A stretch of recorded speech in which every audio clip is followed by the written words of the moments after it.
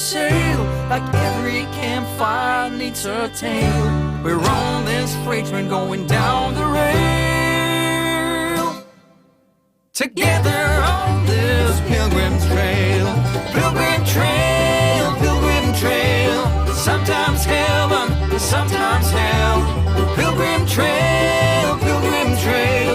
Where everything is up for sale. Pilgrim trail, pilgrim trail.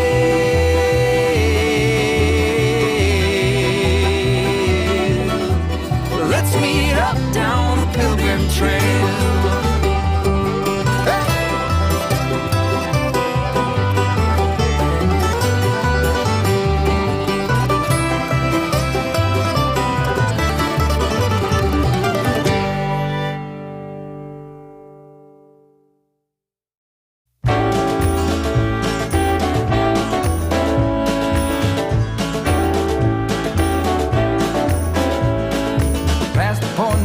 Return, baby, on the summer night. A shot of love and a spark of laughter breathe. Stars align and the month times night burn like a dried out leaf. Are we leaving on the next train, baby? I do believe. Come on, let's ride this train. Come on.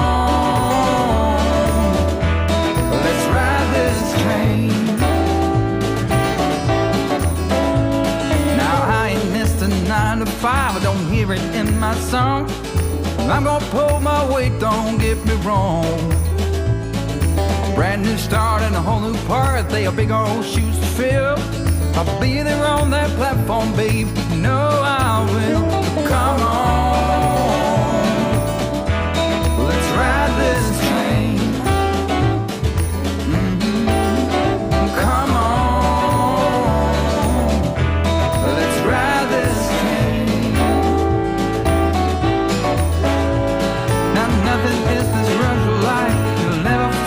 Match. So you live to be a million years.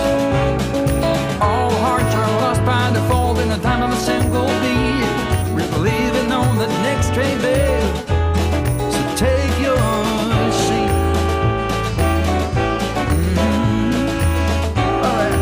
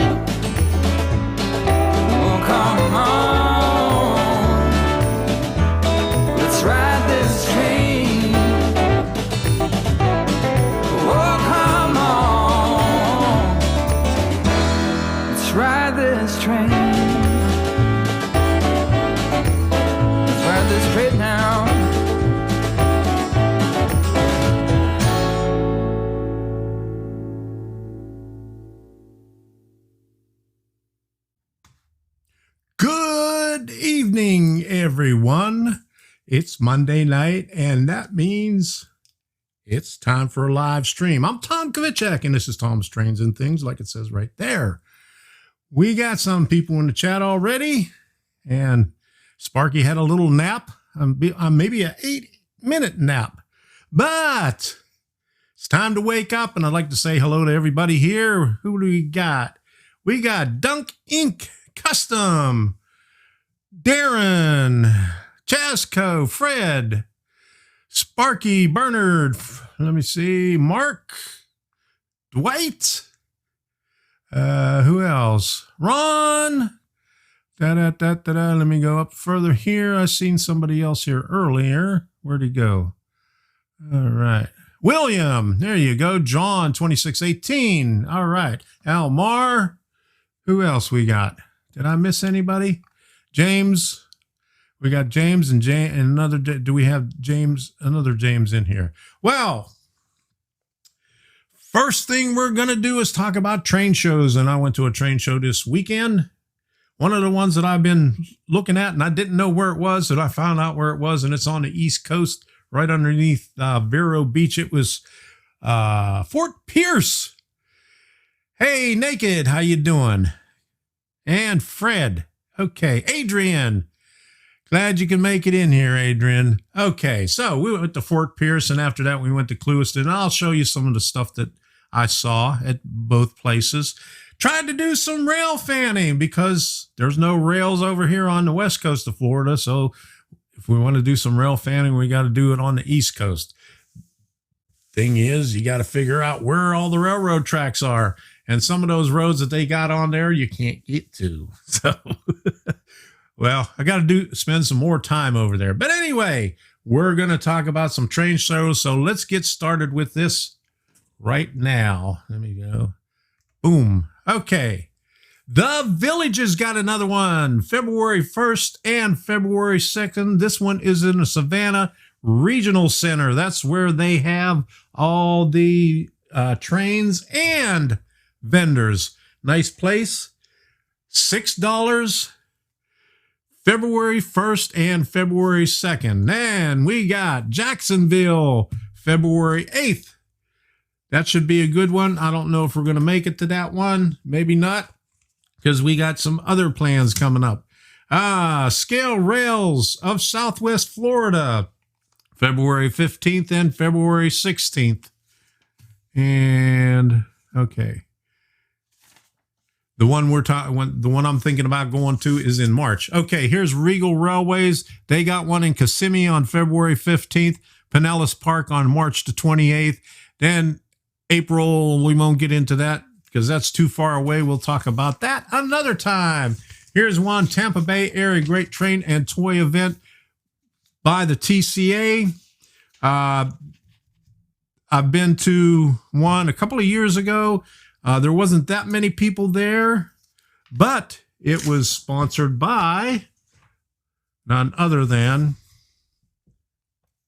Zitnik Trains, and it's actually a couple of blocks. Okay, let me straighten that out. It's just a couple of blocks from Zitnik's. So if you're in the area and you go to that one, you could go down to Zitnik's.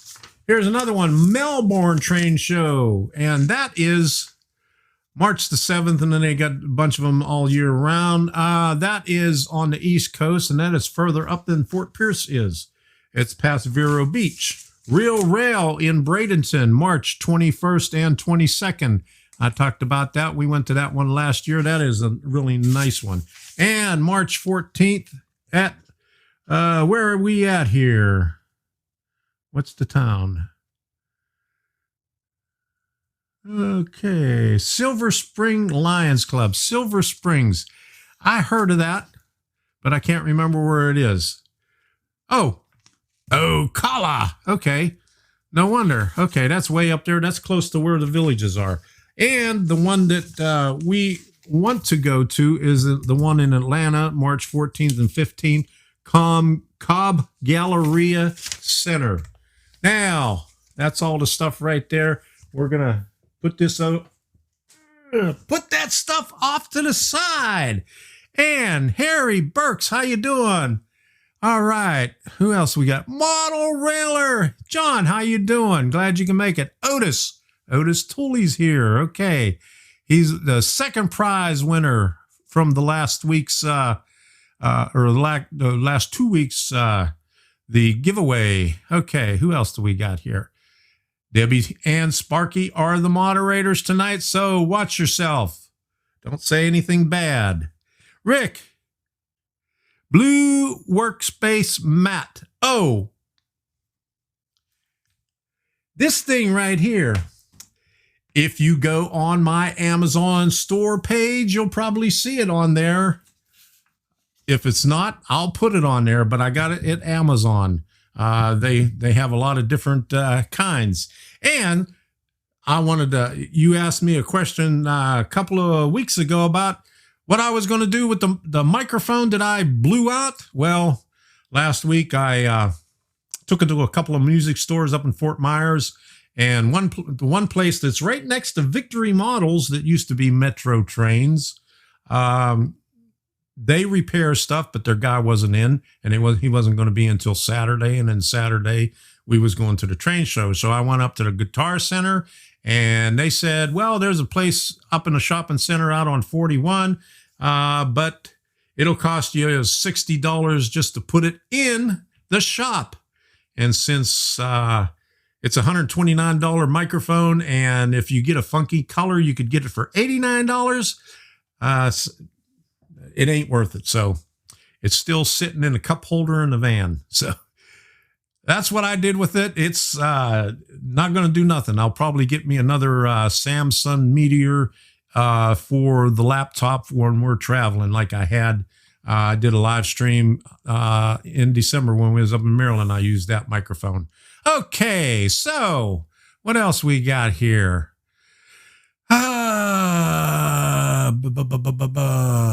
Okay. This is the first. I can't get the pic, but can see the chat. Have to watch and listen on my phone and chat on the computer. Okay, so we'll have to do that. I don't know why you're having some problems. Must be a Canada thing. Let me put this up here and see what that looks like. I rearranged some of the stuff up on the screen here so I could see a little bit better and try not to miss some of the chat, because the YouTube chat is on one screen and this chat right here is on another screen, and it's delayed and it's complicated, but we get by with it. Okay, let me get that thing out of the way there. And before I forget, Sparky, get your URL ready for the video, because we're going to talk about Strasburg. What about Strasburg? That is Friday, the 15th of April, 16th and 17th. Everybody going to go to the Red Caboose Hotel, and let me see if I can find. Oh, I got it right here.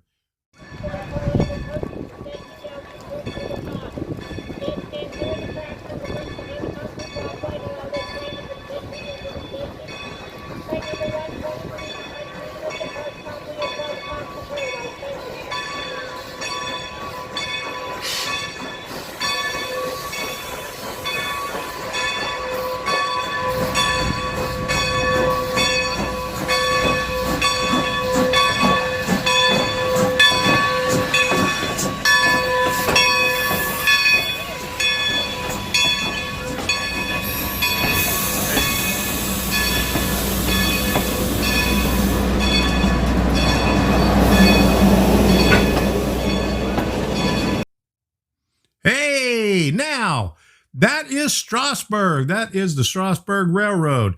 Yep, Sparky's got his URL up there for the video, his sign-up video. If you haven't done so already, take a look at the video, take a look at that. And I got another video that I could put up there.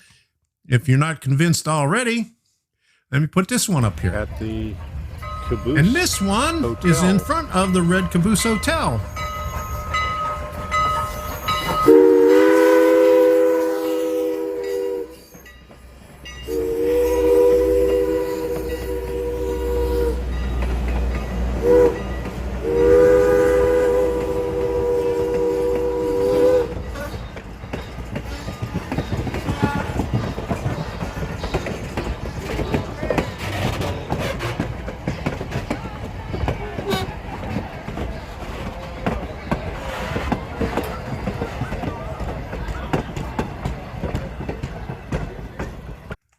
Oh, okay, I won't show the end of it where the guy's holding his little kid at the end. But anyway, go and sign up for it. And while we was at the train show, I forgot that. Let me put this up here. They have these things. TCA is right around the corner from there. And they have these brochures. The only thing is the brochures that they had there at the train show were 4 years old. So there is a website that you could go to, that right there. And I'll put the link up in the chat so you could find it and it tells you everything about the area. Other attractions, restaurants, other hotels, and what I forgot all about it, but there is covered bridges. If you like covered bridges, I like covered bridges. Where I lived in Pennsylvania, we was in Greensburg, and not too far from there was a town called Madison. Okay, go figure. Bridges of Madison County, and in Madison, Pennsylvania, there were so many covered bridges there that have been restored. But anyway, in Strasburg, not exactly in Strasburg, but around Strasburg, there's covered bridges there also. So take a look at that website. Did I get it up there? Yeah, I did. Okay, we got a few more people here. Galen, how you doing? Who else jumped in here? Let me see if I could pull them up here. Train Guy 56. And I seen your thing, Sparky. I'll put that up on the screen in a minute here. Jamie, how you doing? Pennsylvania and Northwestern Railway. How you doing? Mark Saunders. Who else do we got? Okay. I think I got everybody now. Okay, let me see. I got something up here that I got to put up. And from Sparky, I have bought 73 tickets for the 11 a.m. train May 16th, so you can all get tickets from me that day. All right, good deal, Sparky. Thank you very much. You the man. All right, there you go. Sparky's got it covered. So don't let them down. Don't let Sparky down. M&M Rails, how you doing? Okay. Boom. Let me get to the top of the page here. Oh, my goodness. No, we don't have snow here. Well, we had our winter last Tuesday and Wednesday. We had our winter. It went down to 41 on Tuesday, and Wednesday it was down into the 30s. And then Thursday, it went back up into the mid-60s, then the 70s, and then back up almost in the 80s, I think. But anyway, that was our winter, but no snow. And later on, I have a video where we were going down through eastern Florida, right next to Lake Okeechobee. And you'll see what it's like. Pathfinder, there, I missed you. How you doing? Dave Hudson just dropped in. How you doing, Dave? Glad you can make it. We're just talking about a lot of different things right now. I ain't getting up to much. We're still saying a few things about Strasburg and snow. And what else? Okay, so I hate notes, and I got a bunch of notes here, so we got a lot of things to do here. And what I wanted to start off with, since we got the train shows out of the way, is what you're going to need for the live Arduino Made Easy. Now, I was thinking about it, and I was saying maybe we could do it after a Monday show, maybe once a month or twice a month, starting next month. We'll figure that out. But for right now, I'll get to what you need, and basically, you don't have to buy it there, but if you go to my Arduino store, and let me go to Arduino projects, and you'll see everything up there that you'll need on the about the first three lines, depending on how big your browser is, if it's all the way, or if you got it minimized or shortened or whatever. But anyway, you're going to need an Arduino Uno, one of these, and this one's mine. Here's the stuff that I was going to send John Dilly. I was going to send him some extra stuff in here.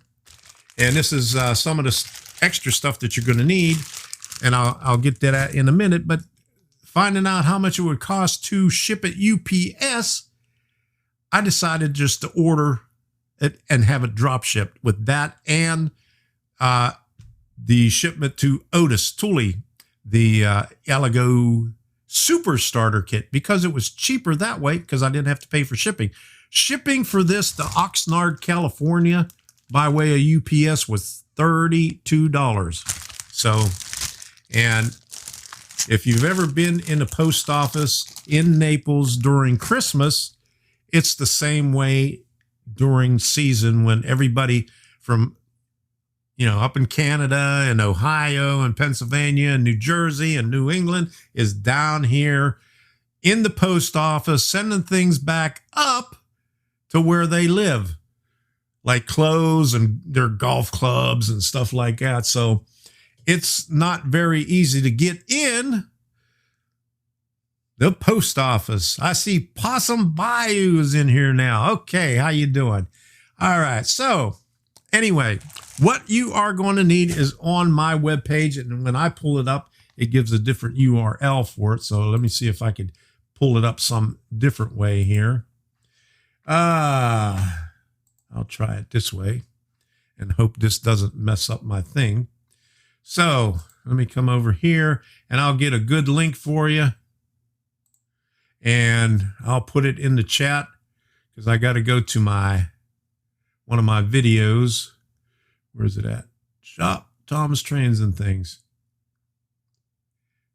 And like I said, you don't have to buy the stuff there. I would appreciate it if you do, but this will give you an idea. There's the link, and let me pull up the page over here so you can see it. That's number 4.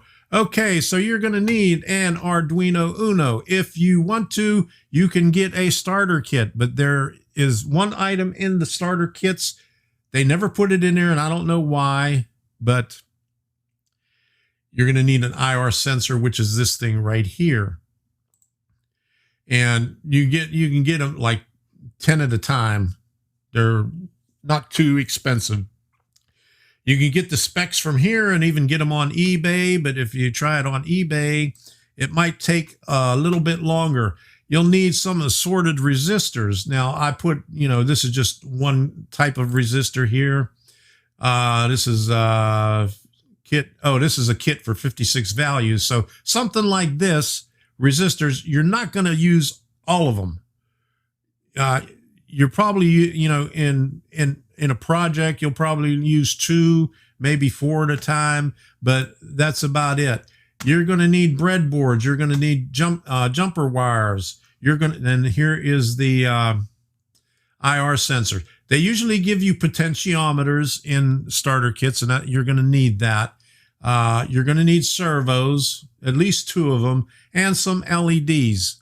LEDs are pretty cheap right now. You don't have to get the big ones unless you're like me. You can't see that well. And starter kits usually have relays, but if you don't have a starter kit, you can get relays like this. Let me see, 5 of them is like $7, so that's not too bad.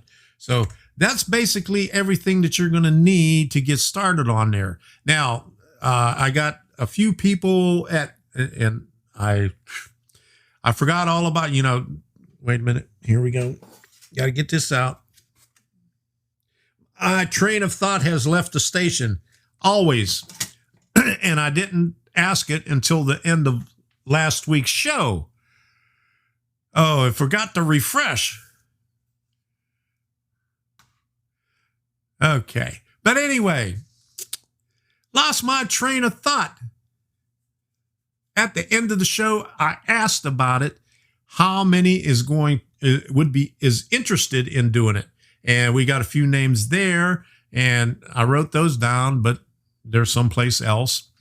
But for those who weren't there at the end of the show, if you're here now and you haven't responded to it, just put a yes in there, interested, that you want to go do the Arduino Made Easy on a live show. And the way I figure it, maybe on one of the Monday nights, and I'll cut the Monday night show at an hour and then do the Arduino Made easy after that. Hey, Lawrence, how you doing? Good to see you here. Glad you finally made it. Okay, but anyway, we'll have that maybe after one of the shows, or if y'all figure something else out, that what's a good day earlier, because I know some of you got to get to work, and like Sparky, it's past his bedtime at 10 o'clock. So he has to get to work in the morning. So, and there's a lot of other people out there that have to get to work. So maybe we'll do it on another night that there's no other live stream, get it done so we can get it early, so everybody doesn't have to stay up way late at night. So if you see these people here that have the little doohickeys, I'm going to call them doohickeys or doomaflotchies or whatever you want to call it, next to your name in a different color, those are for the membership. And I want to thank everybody. And I made up a new little deal to thank the people that have been contributing on Patreon and our members here. So, thank you.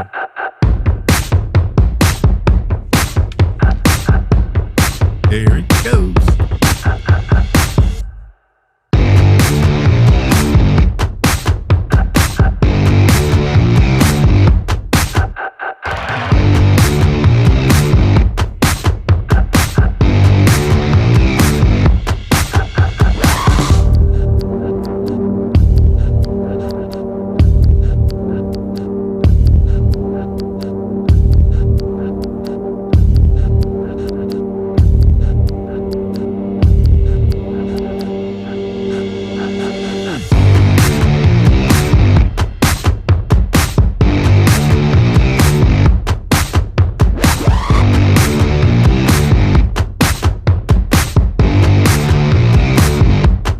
Show your support and become a member by smashing that join button.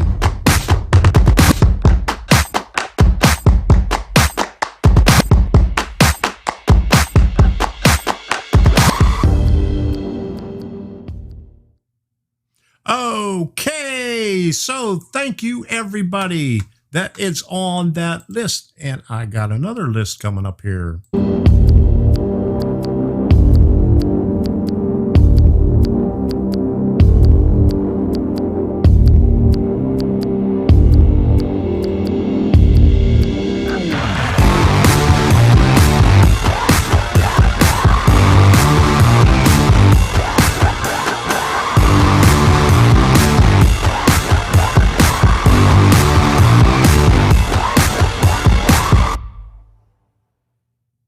Thank you very much for all the super chats, the super stickers, and for moderating here. Thank you, thank you. And I just found some new music, if you couldn't tell. Okay, so here comes another one here.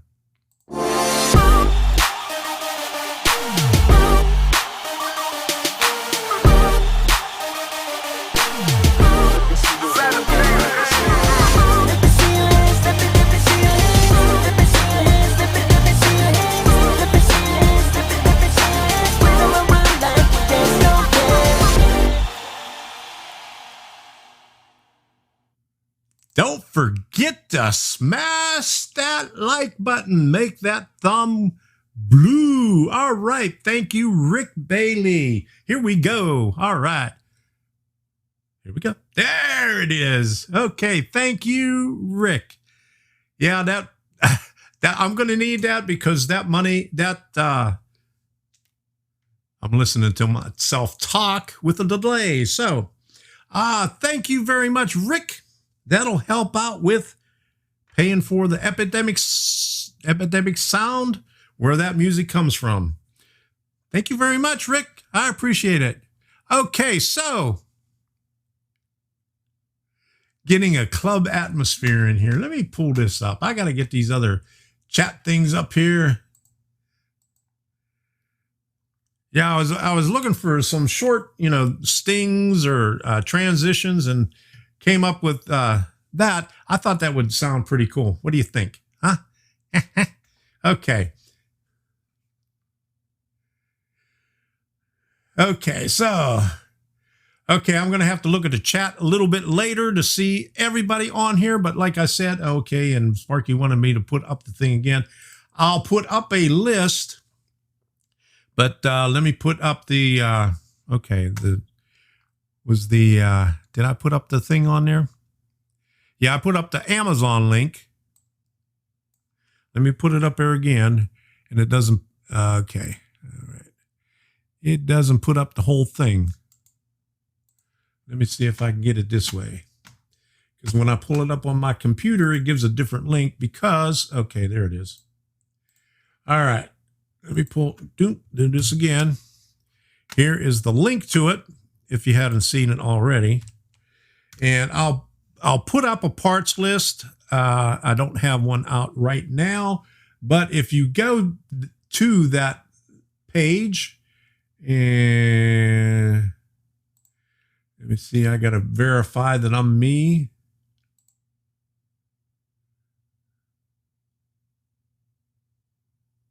I need to add a profile photo. I can't get to it like that because I'm not logged in. Okay. But anyway, in that link, go to and look at the items that are on there.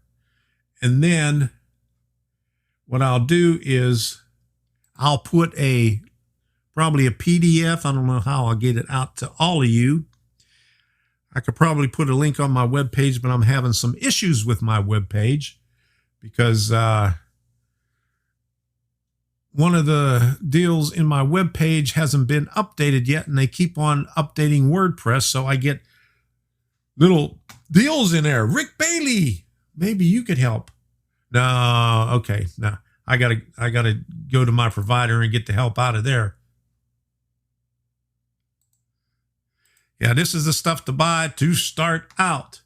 Okay, that's what we're going to, on the first couple of lines there, and let me pull this back up here. The first couple of lines there is what you're going to need all the way down to these relays right here. If you get a starter kit like this, or even a smaller starter kit, it's going to have everything in there except for these IR sensors. And these IR sensors are what you would put underneath your track or in between the ties or something, or along the building, so it will sense the train going by so you can operate things. And that's a big part of everything that we do on there. Let me get that thing out of the way and pull that back up. There you go. All right, so the IR sensors. But here on this page, go to that link and you can see it. That is everything you need. This is all the stuff underneath there is all extra stuff. We probably won't go into stuff like that on there because this is for beginners and that is more advanced. So we won't get into that. You can look at my projects page on my website, and there is a couple of projects on there that I have on there. And I did some videos with some projects on there, but I didn't have them all on the webpage.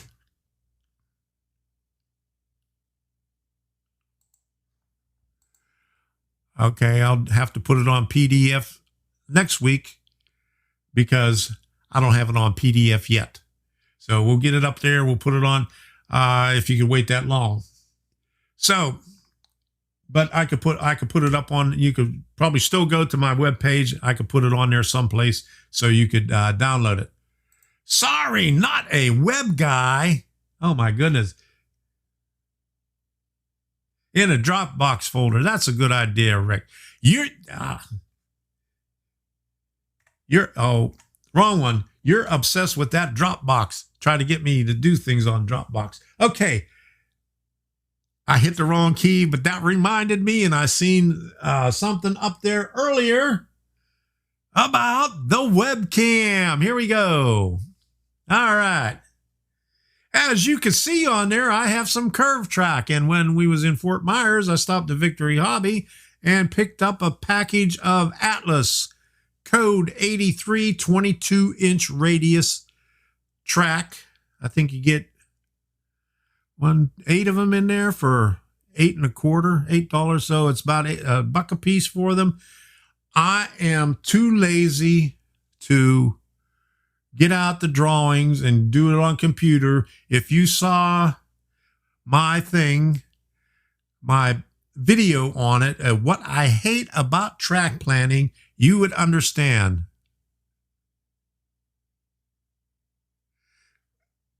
So, let me put this up here real quick because I like this.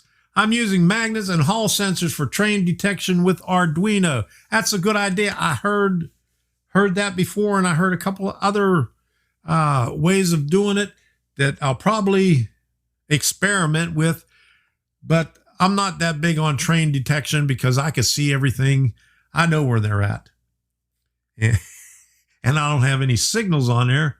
Okay, Dwight, you're buffering. Oh my goodness. Okay, what is the most common resistor? Okay, you will need 330 ohm. That's most of them. 220 ohm or 1K ohm. That's basically most of the projects. Those are all for LEDs. There may be some, if you get a kit, you get a pack. You could probably get a whole pack of, every resistor you're going to need, maybe $6 or so. Or if you go on eBay, you probably get them even cheaper. But 220, 330, and 1000, you may need some more. I'll have to look into it. When I put that PDF together, I'll put it on there. Okay, so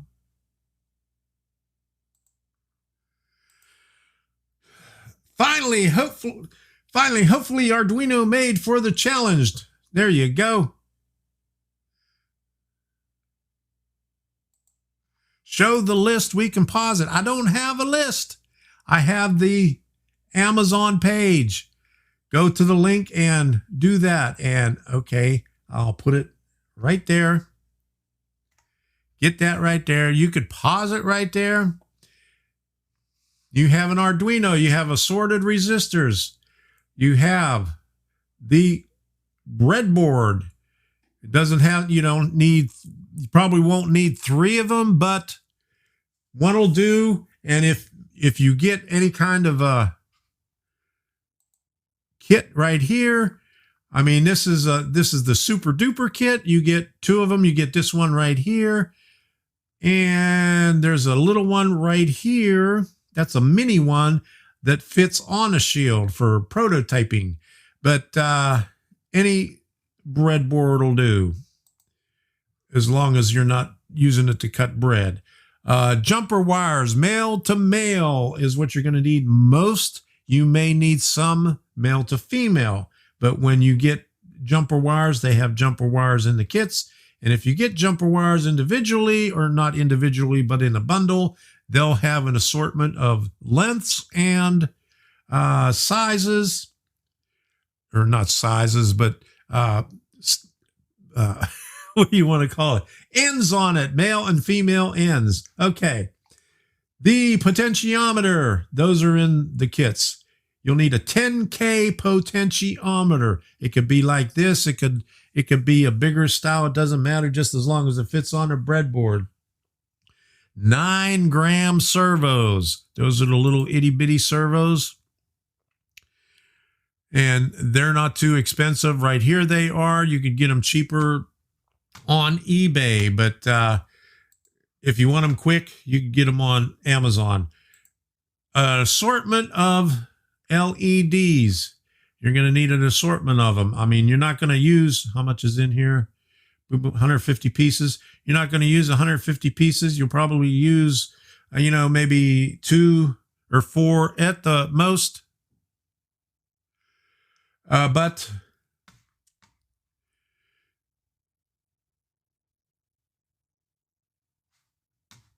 they give you 150 of them. I have one of these kits, and I got so many Christmas tree lights that I did, and the relays right here. Maybe at least one of them. They come in assortments. You can get them like 3, 4, 5. They even have them 2 on the board, 4 on the board, 16 on the board. I think there's one that has 32 on the board, but you don't need that many. You just need the single ones, maybe 1 or 2 of them. And that's about it. And the Arduino Uno right there. So that is what you're going to need on your stuff. I have a bunch of stuff, just need to look. Okay, so, oops. I pulled that off of there. So, here we go. I have a bunch, just have to check what I have. Thanks. All right, so I got a bunch of all that stuff too. And I got even more now because the stuff that I was going to send out for the contest, I still got because I just ordered more of them, like I said before. All right. Curtis, 1965. How you doing? What type of cars do you recommend for long passenger cars, R3 or higher, or can you use R1 or R2 curves without any problems? N-scale guys here. Please answer his question because I have HO and I'm not too familiar with N-scale. Hey, Robin Dow, how you doing from Bonnie, Scotland? All right. Glad you could drop in. We're just talking about stuff for Arduino. And Dan is in the house too. Howdy, Dan. Where are you from, Dan?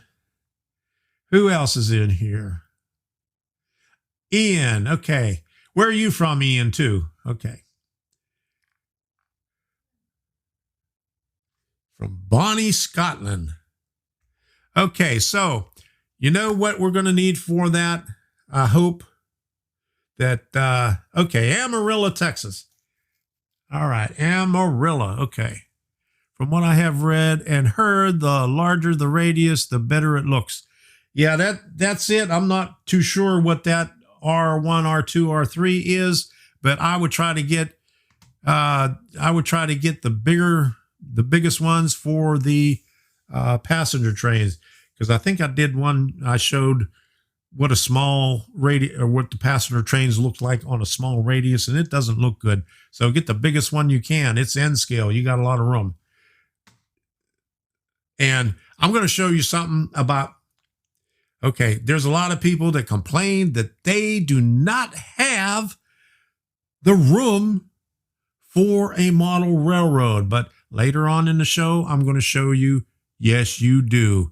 And I got proof. I got proof. Okay. Okay, Darren. Where are we? Okay, it didn't pop up here yet. Okay, come on. Refresh. Okay. Okay. Canberra, Australia. How you doing, Darren? Glad you can make it. It's summer down there, ain't it? When it's winter up here, it's summer down there. Okay. All right. Chris Harden, how you doing? Here's the N scale to Z scale expert here. Chris Harden from the Villages. We might be up the Villages again. When is it? Then is it March or February? No, it's in February. All right. You got them 4 times a year up there? Okay. Curtis says R1 is approximately 8 inches. R5 is approximately 20 inches. Get the biggest one. All right.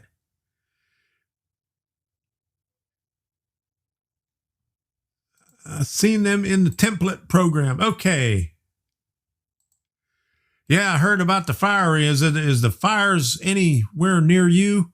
I mean, the way that they show it here, Australia is all fire. I mean, that's what they show on the news all the time. I mean, I understand that because we get fires down here in the Everglades. You think, you know, it would be wet in the Everglades, but it ain't wet in the Everglades. But hopefully it's not too close to you.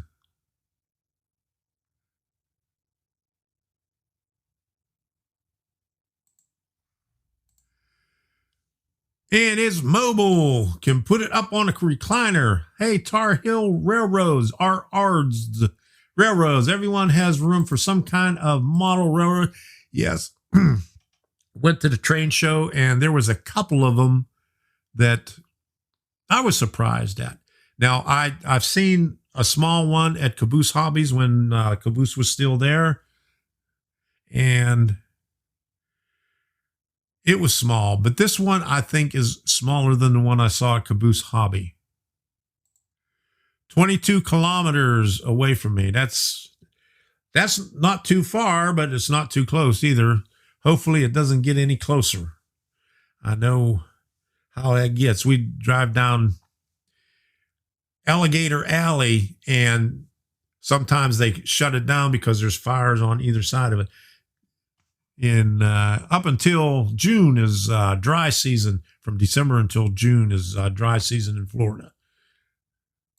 Kyle Stevens, better late than never. So, yes. All right. Now, I thought I had something here to show you. And I'll probably just show this to you again. Here we go.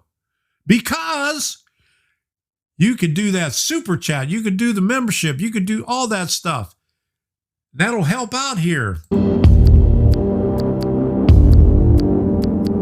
And these are the people that gave super chat and stickers last week. I want to thank you again. And I want to thank the moderators again because they do a great job here. Thank you. Thank you for your support. All right. Thank you. Now, do that super chat. Do that super stickers.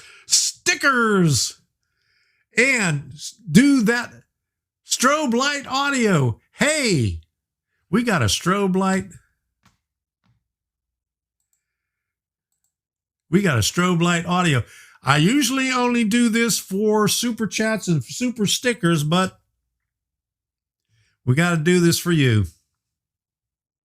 It's a simulated strobe, but you know what it means. Okay. Margate, small world. All right. Yeah. Sparky wants to meet Sparky. Yeah.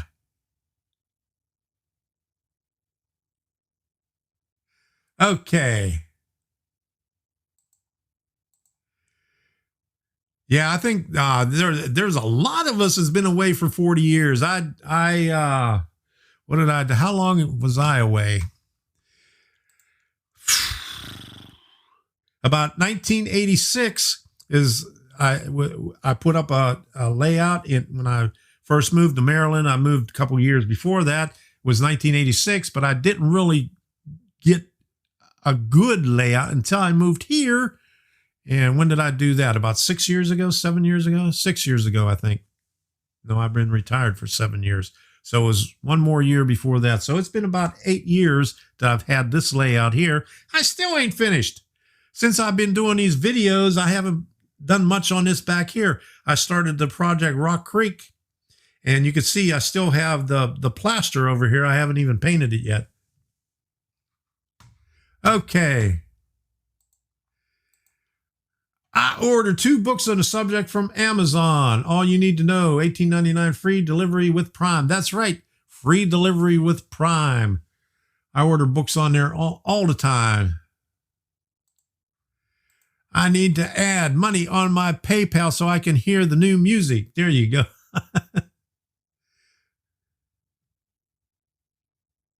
Oh, okay. Hey, did I spell it wrong? I spelled it right this time, didn't I? I changed it, I think. Or did I? Your layout is never finished. Yeah, I know this is never finished. But then I started another one downstairs. Yeah, you didn't see the module cam. You came after that, but here's the module cam. Oh, and I forgot to say, I watched a video. The video is over 4 years old. It was Colorado Model Railroad something. I think his name's Kevin Smith. He used the polyfill, and I thought I got the low lift, but I just noticed that today I got the extra lift, which I didn't want. But he did a video on using that for your ground cover instead of using, the regular method of plaster cloth and plaster of Paris. This stuff goes down with Elmer's glue, and it looks really nice. So I think I'm going to try it out on the module, and I may even use it back here. So that's going to be coming up, and I got a lot of things to do on the module. There you go. You can see him meeting himself. Always changing and never finishing. Yes, that's for sure. That used to be 3 levels back there, and I cut out the 3rd level, and I tore out everything on the 2nd level and started over with the 2nd level. And that was 2 years ago. And that's when I started doing videos, and I'm spending more time on videos than I am on there. I could barely do anything on there. And another reason is because it's hard to climb up there and reach and climb under with all this arthritis and stuff. So that's my excuse, and I'm sticking to it. But anyway, let's get on the subject. I got notes here. And okay, we got that out of the way. We got that out of the way. And I have an announcement, and let me bring it up here. And it's coming up shortly, maybe next week. And once you see this, I'll tell you why.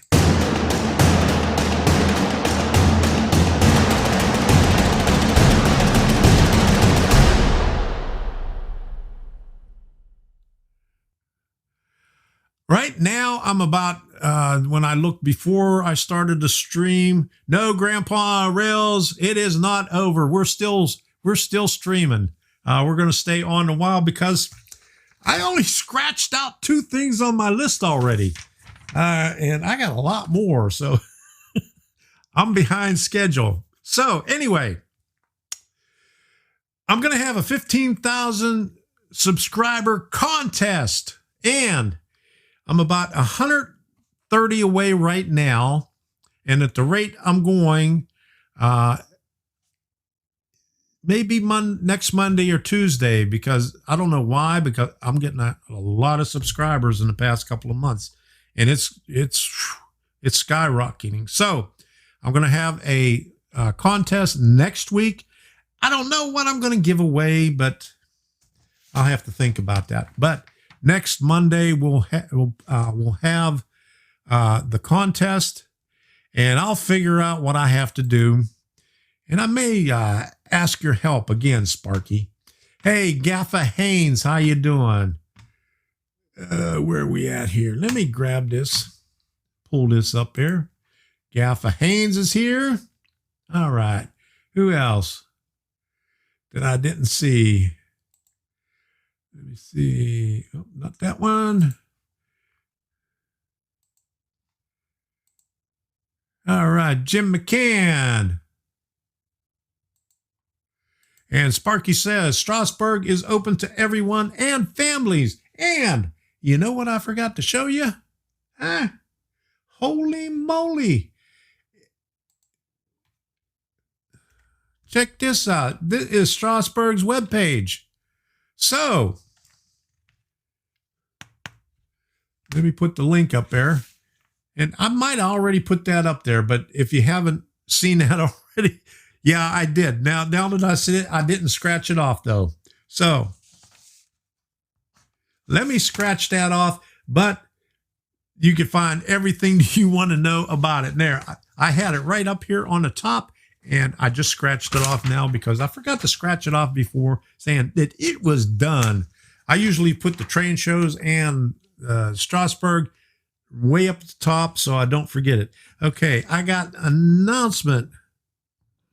I got that one done. Now, here we go back over here so I could stick it up there.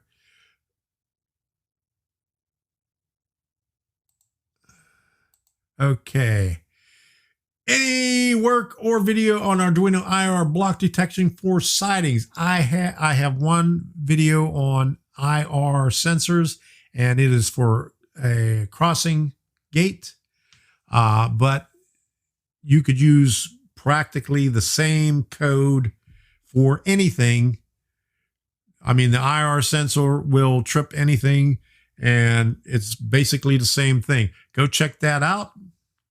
And that's a good idea. And I'll have to do a video on there. Thank you for that suggestion. All right. Roland. Okay. Roland Rosillas. Okay. DCC++ and Arduino Video. Got it going. Thank you. All right. I'm glad you got it going. I've been getting a lot of questions about the DCC++. I might have to do another Q&A video on that, or just maybe I'll get all the emails together on the next one and just answer the questions there about what people were having. And basically, when it comes down to, they got the wrong shield. They say, I got an Arduino shield, but then they'll send me a picture of it, and it's an off-brand shield, and off-brand shields don't work. But anyway, I got probably about 6 or 7 that are having issues, that had issues with them. Most of them have been resolved. There's a couple of them I'm still working on. But Roland, glad to see that you got yours going. Okay.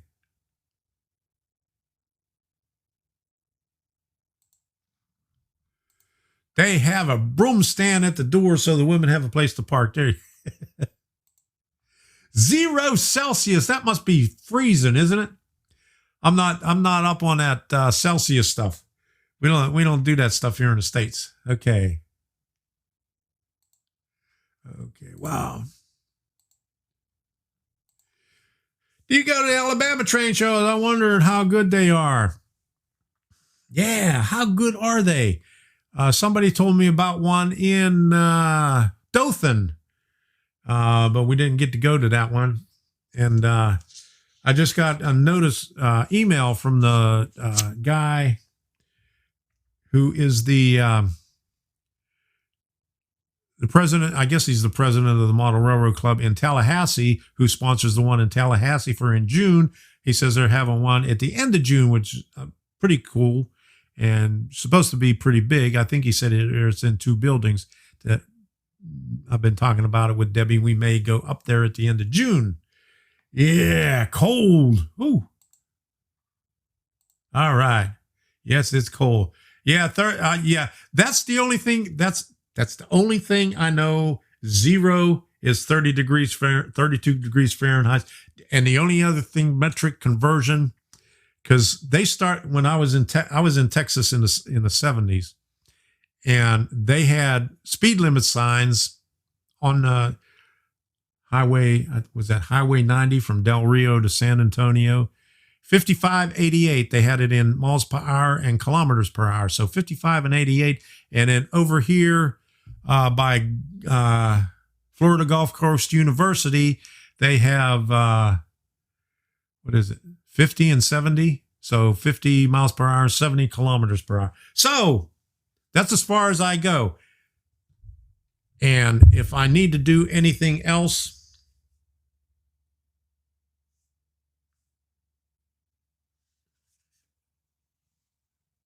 let me see how good that comes up on there. On my cell phone, I got a conversion chart. There's an app for that. Yeah. There's an app for everything. Okay, so, all right. Said, never been to Dothan Train Show.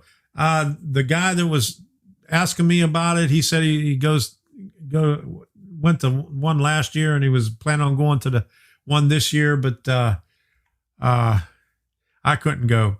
But anyway, is there any other ones in Alabama?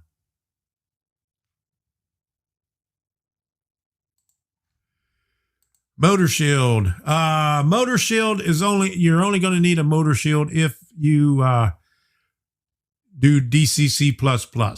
I mean, I have a lot of things on that list on the page, but Motor Shield is on there, but that's further on down, and you don't need it. But Motor Shield, you don't need that for on the beginners, but if you want to do DCC++, yes, you're going to need a Motor Shield, and it's going to be an Arduino or a Pololu. I had a question about a Pololu, and I had to get it out, and I put it up on the thing. Now, for the members out there, when all this is new about the membership and everything, and I put stuff shows up on the community tab for members only. And I was wondering, like, I put a video on there today that's a sneak peek that's supposed to go out Wednesday. Put it out early this afternoon. And I was wondering, do you get notified of when stuff like that comes out? Now, when I did the post that I answered, but I specifically did and I can't remember his name, Boots. Okay. He's in here somewhere, but he asked me about this, and I did an @ in his channel name, and I'm assuming that it came out like that. But okay, Sparky said, yes, I got notified of your sneak peek. Snoop peek. Okay, all right. Edgar Boots, there you go. I forgot your first name, Edgar. It's right in your channel name. All right, so. Okay, so you're getting a notification. I just wondering because I put it up there, and here's the deal. It's on the analytics on the dashboard and here's a rant about YouTube Studio, which is no longer called Studio, it's YouTube. It's no longer called the beta. It's called YouTube Studio now. But it shows that I got 3 likes and 1 view. So how do you get the likes without views? I mean, if somebody clicks on it, how does that happen? Okay, Dave, sorry to see you go. Thanks for stopping by. Okay. All right. Yeah, no problem. I wasn't using it, so I had it in a box someplace, and I had to dig this out so I could take a picture of it. So I can answer your question. I have an Arduino. No. Arduino, no. Arduino Genuino Arduino. Here we go. Let's put it up right. Genuino Arduino. I like saying that. Genuino. Okay. Yeah, I know well. Live streams are at times a pain, take up so much time. Lol. It's an hour already, and I'm not even halfway through the page. Okay. Are you getting notified? That one's right there. Okay.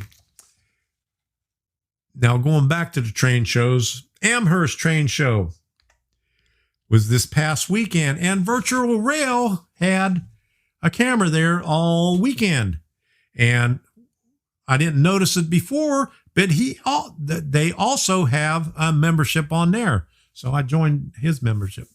So I'm a member of Virtual Rail.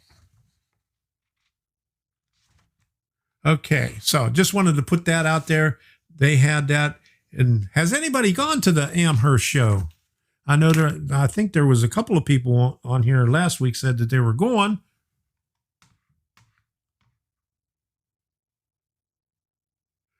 Okay.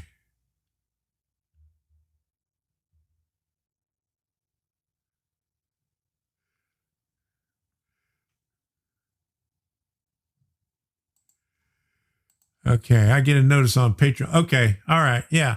I put that on Patreon also. Okay, so thanks, Chuck. I love the live streams and hanging out. Never a pain. Thank you very much. Okay, you have to watch part of the video before it registers as a view. Maybe someone clicks to watch and then thumbs up and leaves. But that's just as good.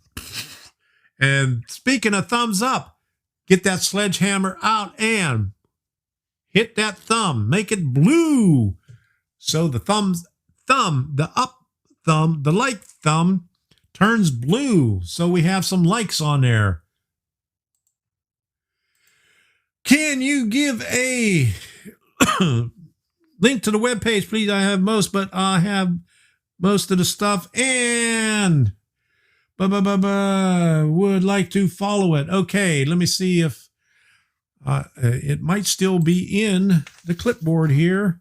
Let me see what link comes up. Here we go. There we go. That works out. Okay. Everything up on the first couple of rows is what you're going to need for the Arduino stuff. One in Helena, the end of February. I don't know where that is. Debbie might know where that is. She's from Alabama. She was born in Alabama.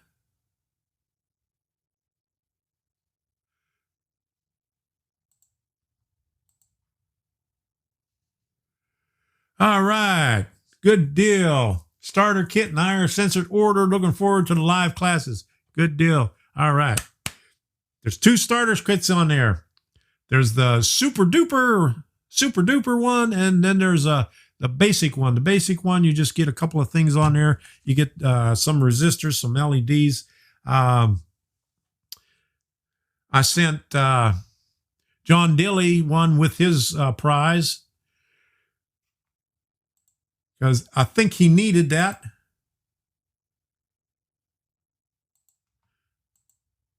Just to get started, because you can't do anything with an Arduino, a Genuino Arduino, without anything else with it.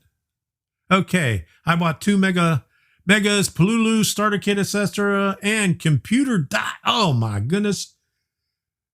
Ain't that the luck? But if your computer died, you could get a Raspberry Pi, and got Raspberry Pi on here too. We was in Best Buy the other day, and they have the Raspberry Pi 4 at Best Buy. In, you know, the Cana kit, C-A-N-A kit. Usually on those kits, you get the Raspberry Pi, a case, and a cover. And, let me stretch. Something like this, but I bought the cover extra. I didn't get it in a kit, but a lot of times you'll get a cover and you'll get heat sinks for the chips. There's one here and there's one on this side here, and then they give you a fan because there's no fan, and you probably don't need a fan because starting with the Raspberry 3B, they changed the chip in there and it doesn't get as hot as the original ones. But you can use that as a computer too. All that is a mini computer that runs Linux or whatever you want to call it. That sounds delicious. Yes, it is.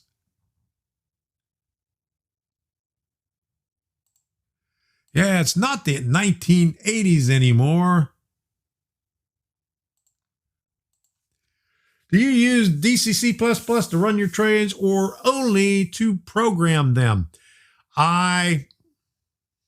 Since I already have Digitrax back here, I use the Digitrax to run it, and I've been playing around with programming it, but I found some issues with the DCC++. I don't know if it's with JMRI, but when you use DCC++ on a new locomotive, now I don't get really expensive locomotives, so the ones I get are Bachmann, the Bachmann locomotives, in the red box, And what, $125 to $130 for the economy sound decoder in there. And thank you, Grandpa Rails. All right, let me get this thing up here. Okay. Woohoo! Thank you, John Dilly, very much. I really appreciate it. That'll help out to the contest for the $15,000 subscribers. Okay, let me put this up here. This thing shows up the super chats, but it doesn't show up the stickers. But thank you very much, John. Bachmann is a good product, but the only thing is with the DCC++, what I found is when you're trying to program it and you pull up Bachmann for a specific locomotive, it may give more decoders in there than what is actually published for it.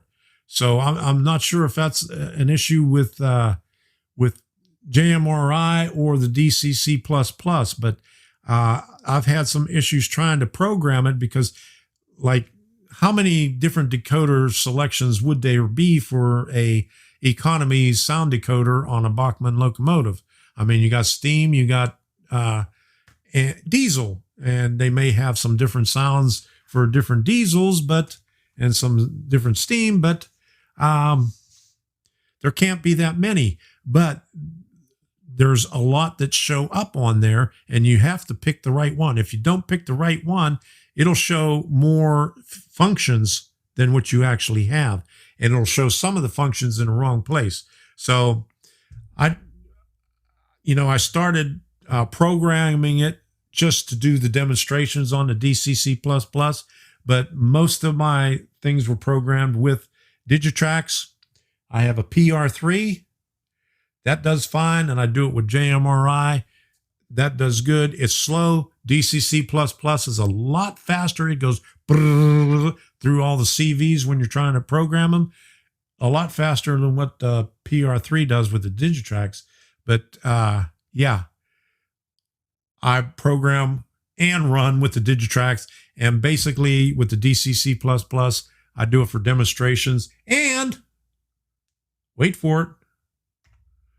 That right there, the module is going to be all DCC++, all Arduino servos run by DCC++.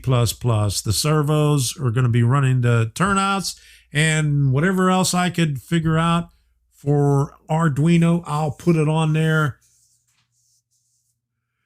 Okay. Yeah, it's good to see some people like Bachmann. Not that good in N scale, though. Are all decoders compatible with every DCC system? Now, I can't speak for the ones on AliExpress that you can get for like $5 from China. I'm not going to vouch for those, but if they're from an American manufacturer or wherever they're made, their brand name, yes, they'll work on anything. Okay, that's what you want to do too. All right, we'll be doing that together. That's what this whole module project is about. Just it's basically model railroading for beginners, even though I don't do the model railroading for beginners splash screen at the beginning, but that's basically what it is for beginners. And I'm also learning too, because I never did a module, and a lot of things that I'm doing on there I never did before on my layout. So I'm learning, and as I'm going, I'm showing everybody else how to do it too. Never had problems with the Bachmann track, but the model, still having some nightmares from them. You know what? I got some cheap ones. I paid $65 for them in the blue box. I got the blue boxes over there. But I wanted to get another GP7 so I could put two of them together and run them around. And it's like the RS3 that I bought. It wouldn't pull anything. Well, let me say this. The GP7 pulls. The RS3 doesn't. I probably know what's wrong with the RS3. It's probably slipping. But on the GP7, I mean, I have to put it all the way up to 50 before it'll do anything. But it'll pull about 5 cars up my 1.5% grade. But not like the other one with the sound that I paid a little bit more for. I got 11 cars behind it. Let me see. 1, 2, 3, 4, 5, 6, 7, 8, 9, 10, 11. And I think I just took 2 cars off of it, didn't I? I had 13 cars on it, but 2 of the box cars, I was having derailment problems with it, so I just pulled them up. But I had 13 cars on that little cheap Bachmann going up a 1.5% grade with no problem at about speed step 25. All right. N-scale Kato is the best. That's what I've heard. Mike Pfeiffer will agree with you. Kato needs to catch up on the details.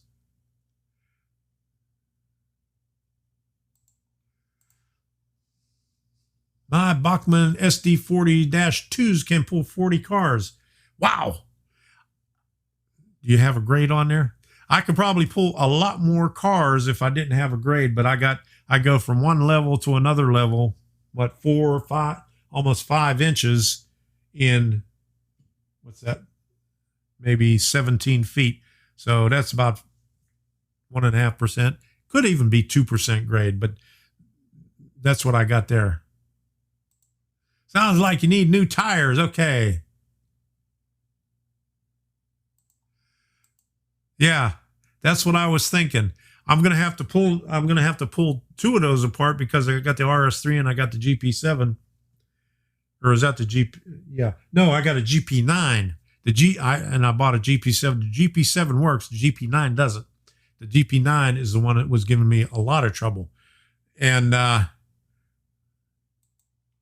are you using a booster? No, I'm not using a booster. I got a DB150, and that is plenty for what I do. I run 2 locomotives at a time. That's about it.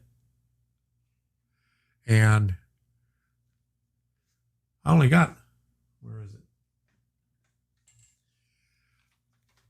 I can run 2 off of here, and I only got 2 hands. So I only run 2 locomotives. But one of these days I might run 3 if I get around to it. Okay.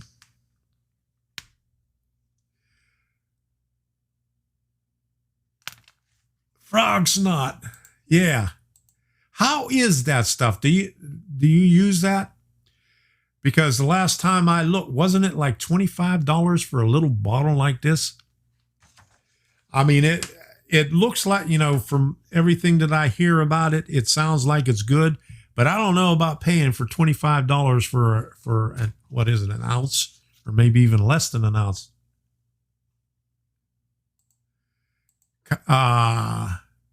Atlas after the Kato. Okay. I'm not sure about N-scale. I'll take your word for it. Okay. Glad to hear that the CAM module layout will be all DCC++. It will not only be DCC++, it'll be all Arduino. Everything on it will be run by Arduino. And I got an old computer power supply. I got a booster to give me my maybe anywhere from 16 to 18 volts off of that computer power supply for the motor shield, which is going to be the Pololu. I got a Mega for it, but I think I'm not going to try to run everything off of the Mega. I'm going to have probably nanos, 1 nano on each module. I think I got six turnouts on each module. I got 14 foot of module. I got 2 6-foot ones and a 2x4 foot one going this way. There's only 1 turnout on that one, so I might put that one and make 7 on one and 6 on the other. But I'm going to use. I saw that frog poo. Okay, I'm going to use 7 on one and 6 on the other, and probably use a nano to run the servos with a A9685. They got so many different numbers for all this thing.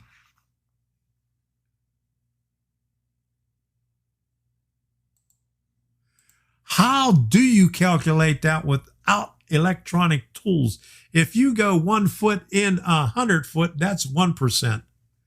So if you go 6 inches in 50 foot, that's 1%. If you go 20, let me see.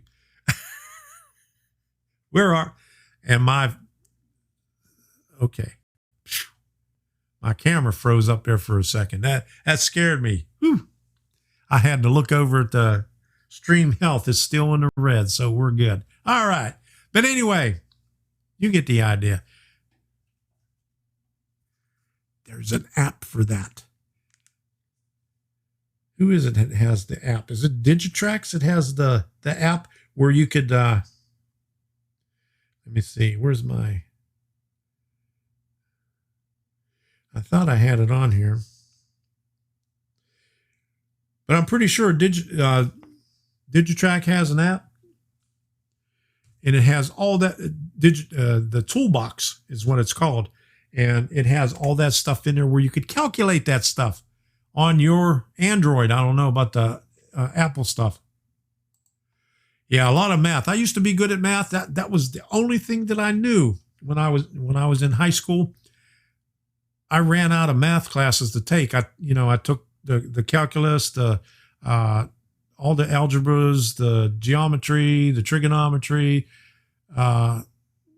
advanced high school math, and I ran out of math courses to take when I was a senior in the last semester. So I took Refresher Math A, and I was there doing everything in my head, just writing down the answers, and the teacher kept on saying, "You gotta put the work down, or I'm going to give you an F." So I had the answer, and then I had to figure out how to do that because I always did it in my head. I never knew how to do it on paper. But that's the way I was. But in my age of not using my brain a lot, I've lost those math skills. So now I rely on a calculator. My HLA was a very steep grade on my main line, 1/4 inch per 35 foot. Okay, 1/4 inch per 35 foot. That's still pretty good, ain't it? That is real good. Mine goes 5 inches and 17 foot or something like that. 3 at a time, but with no switching. Well, that's what I do here. I have 2 loops on here. I got an upper loop and a lower loop, but the only thing, the lower loop comes from the lower onto the second grade. I got three different grades on here, but there's a reversing loop on both ends. So I only have an automatic turnout on one end. I put the hair on the tortoise, and I did a video on that one too. But I don't have to mess around with trying to turn the turnout as it goes around in the circle and reverses back up to the top part. Only got that on one end, so I still have to do that on the other end. And I'm going to change the reversing circuit on here. I got an AR1 on there. I already pulled it off. I'm going to do a BXPA1 on there because it works a lot better. It's solid state and it's instantaneous. So I'll do that and put a reverser on the turnout, and I'm going to experiment with it. Now, Digitrax says that output on there is for a stationary decoder. So if that's the case, it's an input for a stationary decoder. So if that's the case, I may be able to run the tortoise switch machine from the DS64 from the BXPA1. A little confusing, but we'll figure it out. Yeah, they have levels on your phone too. Imagine that.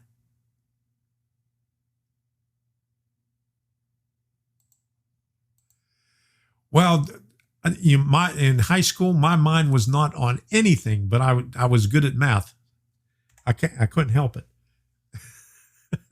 My granddaughter's good at math. She got mad because on her SAT, she missed one math question. She got, what's the most possible, 1,500 or 1,600? She got like 70 points under the maximum. So she's smart. I think she got part of that from me. I don't know.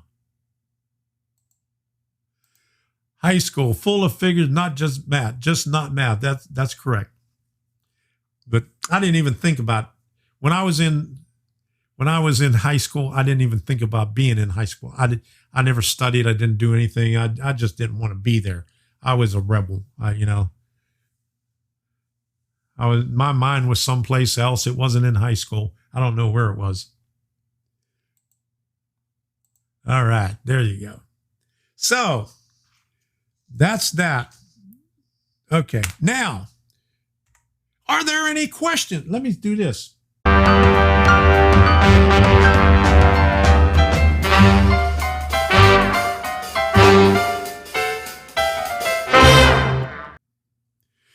We got questions and answers on here before that and before I put that thing up here. But just to make it official, Q&A, if you got any questions, I got some answers, and I'm sure there's people out there that have some answers too. We're about an hour and 20 minutes into there, and I still got some stuff. But if you got any questions, put it up in the chat.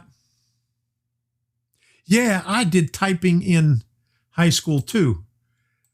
I was good at that. I was surprised. I did 35 words a minute.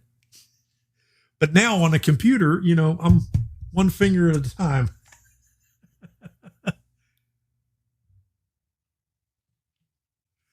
Okay, so if you got questions, put it up there. We'll try to answer it. And here comes the next one. Go figure.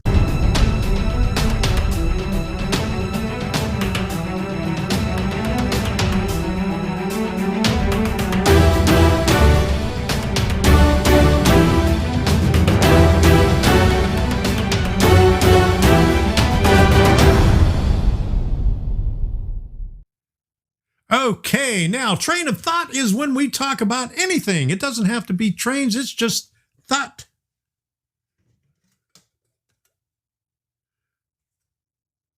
My train of thought has left the station. So I have a rant to start out about Walmart again. I think I did this about 3 or 4 weeks ago. The same thing happened this weekend. We went to Walmart down on Collier Boulevard. Now, this is the Walmart that usually carries everything because I think there's 6 Walmarts in Naples altogether. And the one we normally go to, every time we go there, the shelves are empty. And so we started going down to this other one. Well, about a month ago or 2, 3, 4 weeks ago, we went down there and they didn't have any cashiers open. Well, we did that again on Sunday.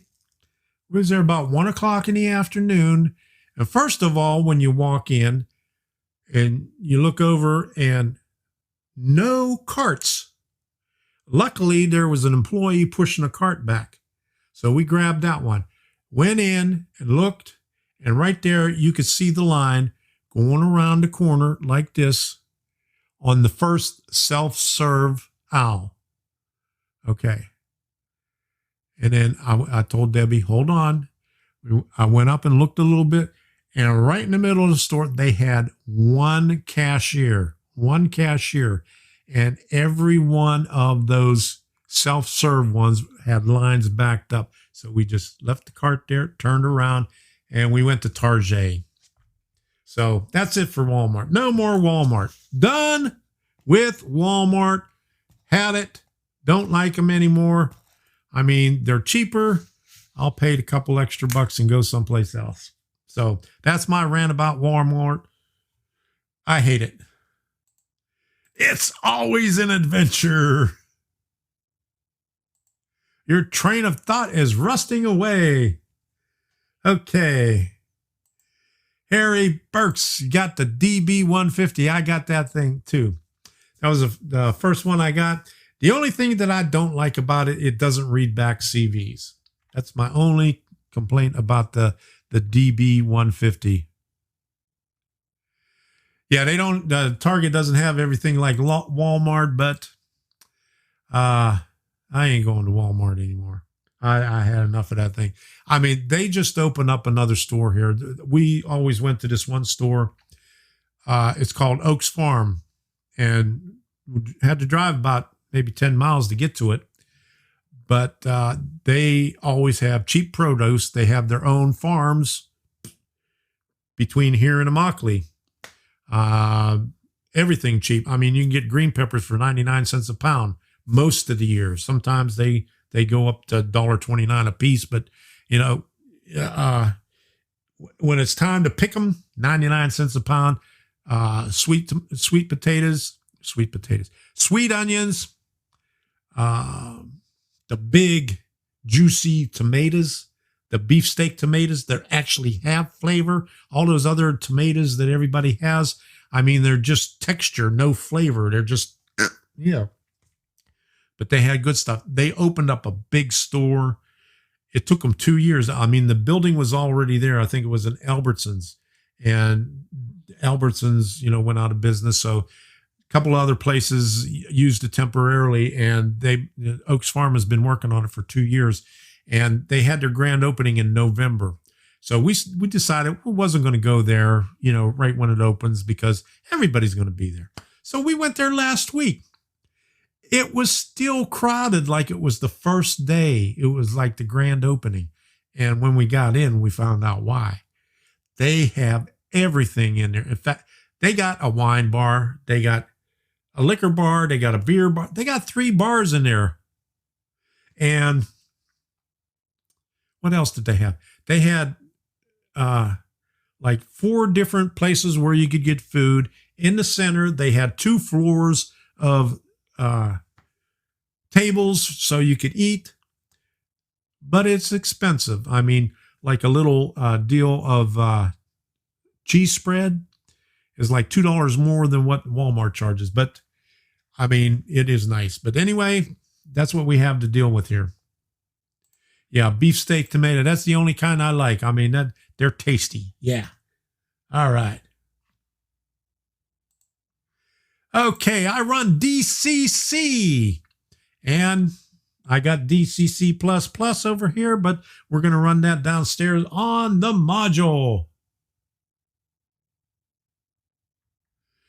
That's right.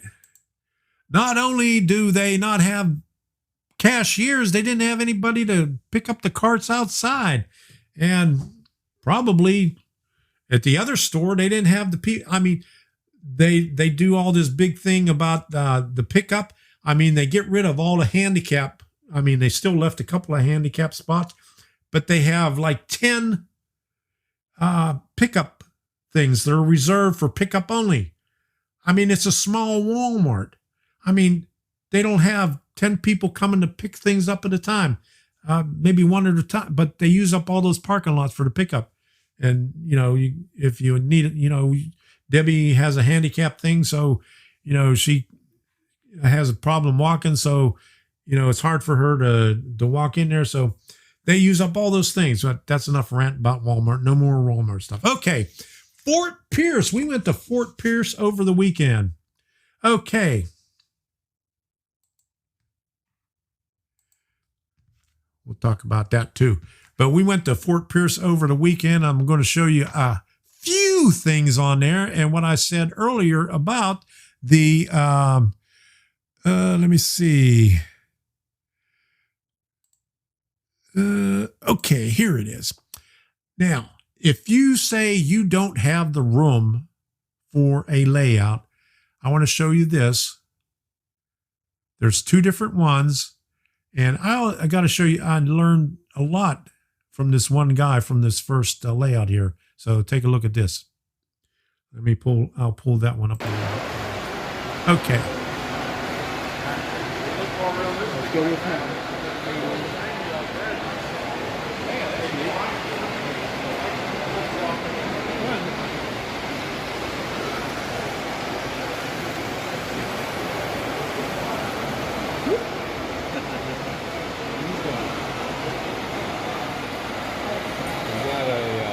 Oh, that's a back and forth.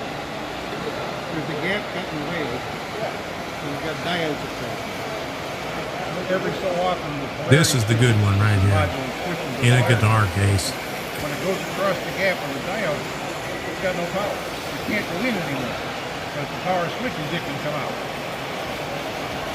Solving the problem of not being able to turn down there.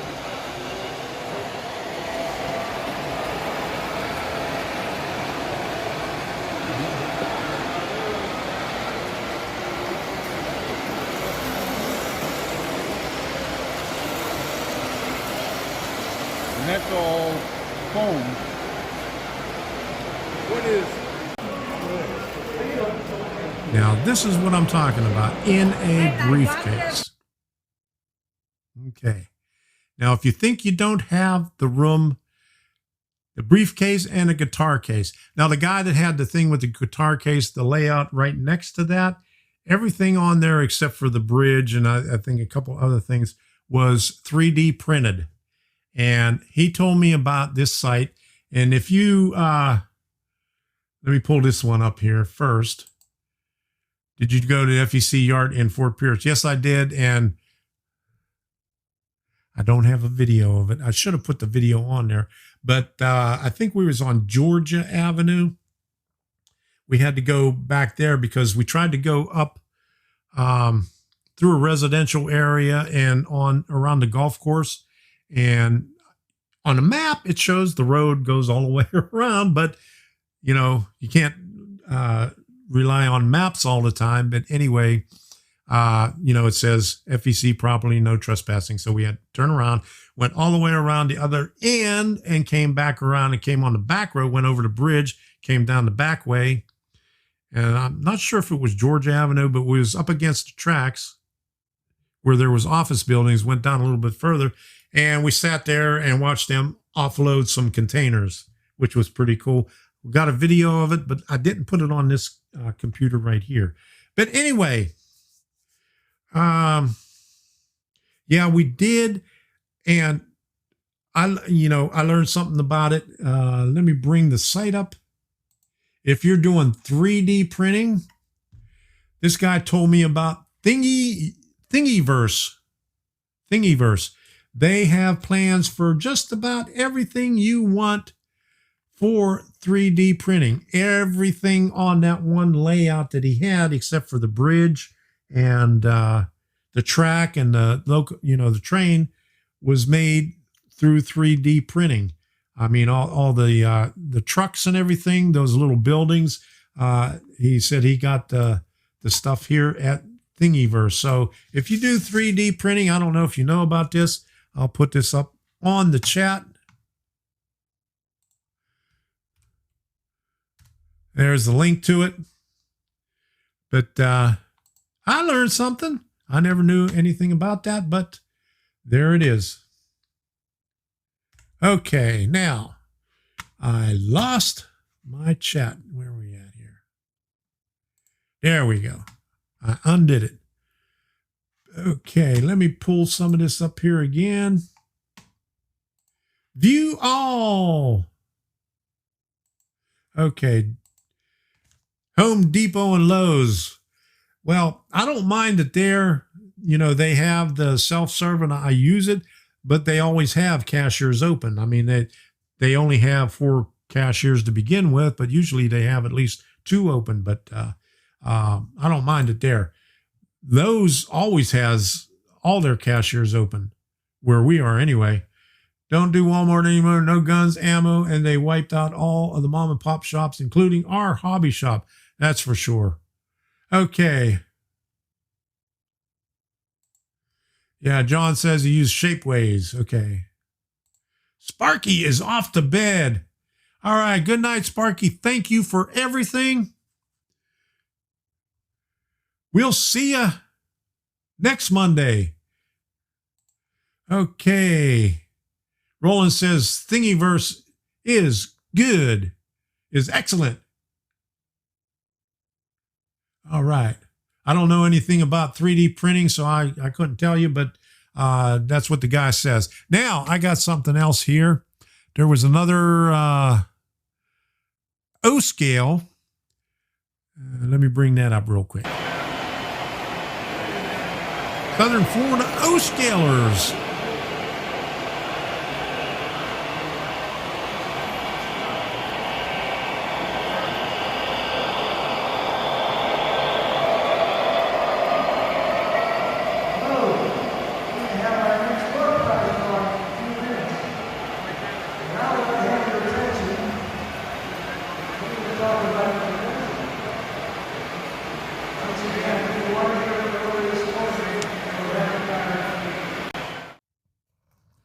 Okay, we're getting down. We're getting the list down. Okay, now, after we left Fort Pierce, we went to Clewiston.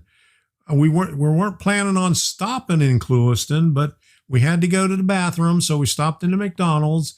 And then when Debbie was taking Sadie out, and I got to show you this, knowing that I'm going to be spending a lot of time in Central Florida and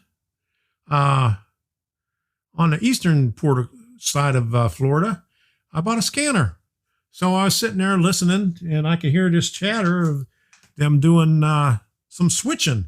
And I didn't know that U.S. Sugar had a plant south of Clewiston. I seen the other one in Belgrade and further east. And you would, if you're not from Florida, you would be amazed at the amount of sugar they have over there. We drove, and I want to show you something here. We drove for over an hour before we got to Clewiston. Okay. And this is just the eastern side of Lake Okeechobee, but all the southern part of Lake Okeechobee is sugar also. But it's just miles and miles and miles. I think we drove about 50 miles before we got to Clewiston. And off in the distance, there was some hoppers. They were moving some sugar out to the factory. And they got factories everywhere that I didn't know about. But you can't see it too good on here, but off in the distance, right at the very top, you can see there's a train there moving some sugar. And somewhere off to the right, there's a factory there. Yeah, you can just barely see it showing up. Well, I'm not sure if that's the factory, but it's coming up here someplace. Anyway, but it's big. I mean, it took us an hour from that part right there just to get to Clewiston. And for Clewiston, on south and east is all sugar. But anyway, we stopped in Clewiston, and I tried to find out where they were switching, and they had a plant down there, but you can't get to it. At the plant, they must have had a 30-foot barrier of dirt all the way around it. From what I could see, was on 3 sides, and then netting probably up another 20 foot. So probably 50 foot up from the ground was, you couldn't see in. So we had to go around, and, I'm listening to the scanner. They're still doing it. We went off to the side, and we could see it off in the distance. And I'm looking on my cell phone at the map and everything, because I'd never been down there. And there's a Y, and one track goes across the road that we're going down, and the other one goes the other way. Well, unfortunately, it was going the other way. So I had to figure out how to get over there. So here's me racing down this little road, trying to catch up to the train where it crosses the road. And I think this is, let me see, Evercane Road, south of Clewiston. And I don't know what the speed limit was there, but I know I wasn't doing a speed limit trying to get down there to the crossing. But anyway, we finally got there.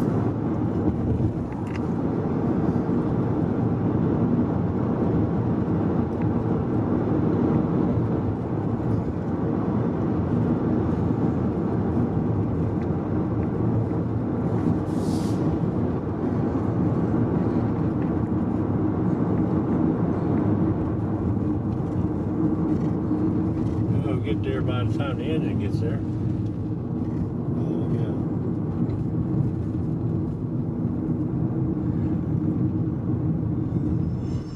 Those are cool looking. Made it! Hoppers or whatever they are.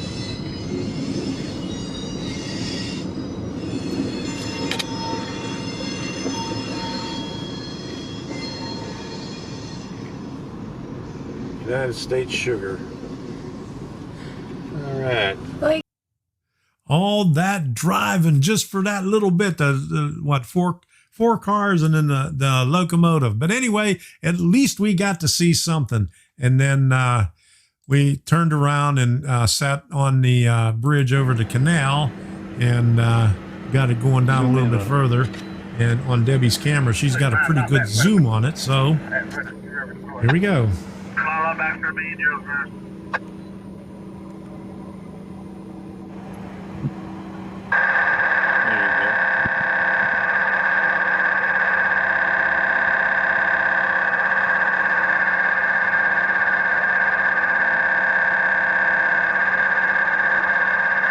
Okay, that's good, baby.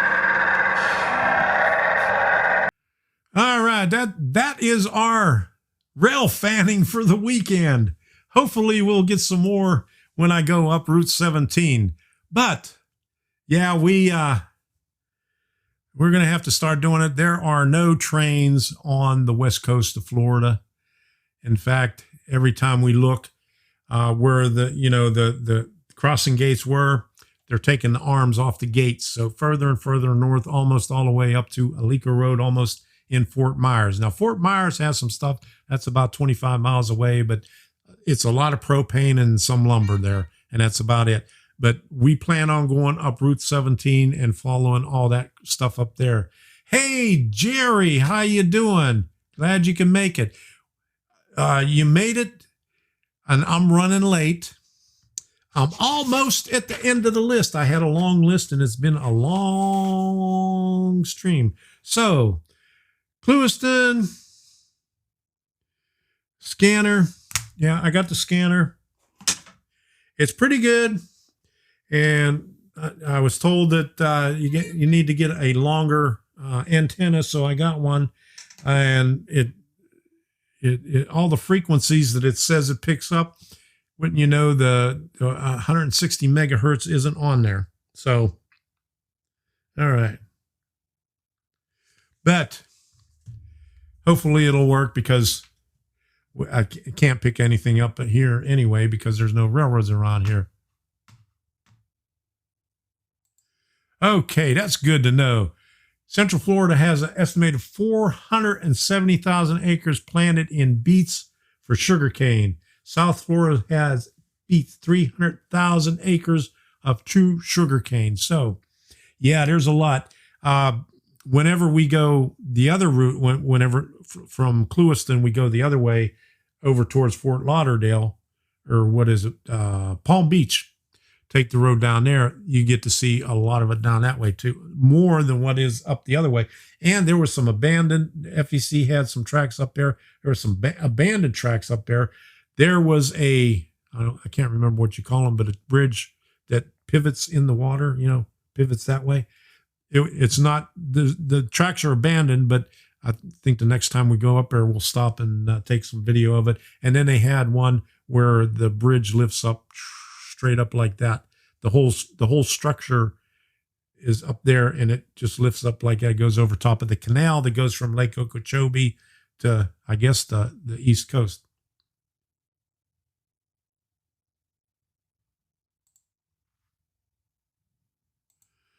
You can use a smartphone. There's a scanner app. Oh, I didn't know that. I knew there was, you can go on the webpage. I didn't know that there was an app. I didn't look into it. But I got the scanner anyway. It sounds good. And we use this. We put the Bluetooth on and we listen to the music from that. So we can't use it for two different things. All right. So Mark must be leaving. Okay. See you later, Mark. Thanks for stopping by. Swing Bridge. There you go. All right. You know what? My train of thought. What app is that? Okay. Yeah, I've been doing a lot of research into that and in the drone. That's the drone is the last thing. So since that is the last thing on there, let's pull this.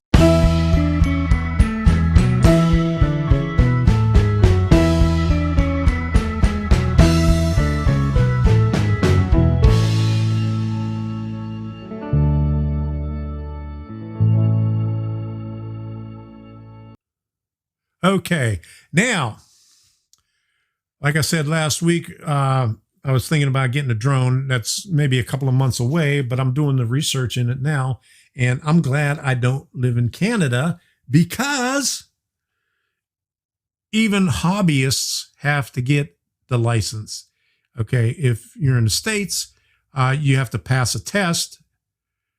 And since I'll be putting the videos on YouTube, I would be considered a commercial user instead of a hobbyist.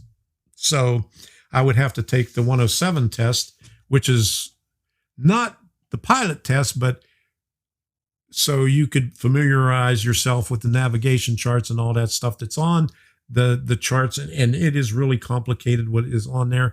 And it's going to be a lot of work. So the drone is coming, but I got to do a lot of studying, a lot of research in there. But there was one more thing, and then we'll cut this out. I found this guy right here, Digital Signal. He's all over Florida and Georgia doing rail fanning.